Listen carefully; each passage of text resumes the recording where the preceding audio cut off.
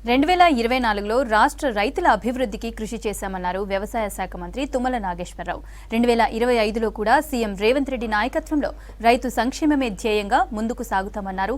నూతన సంవత్సరం సందర్భంగా ఖమ్మం జిల్లా క్యాంపు కార్యాలయంలో మంత్రిని కలిశారు అధికారులు, నాయకులు, కార్యకర్తలు. రాష్ట్ర ప్రజలకు న్యూ ఇయర్ శుభాకాంక్షలు తెలిపారు తుమ్మల.